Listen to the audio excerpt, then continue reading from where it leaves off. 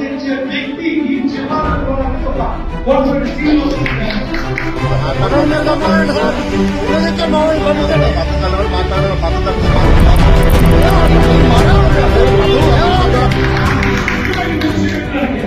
నిజమైన బాహుబలి ఉందండి ఈ జిల్లాలో.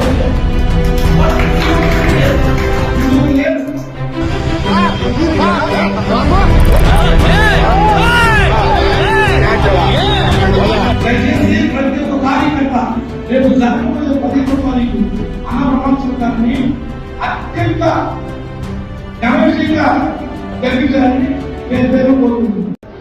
కార్యకర్తలకి మీరు గౌరవించే వ్యక్తి ఈ చివరకు ఒక కోర్టు సీన్ వస్తుంది.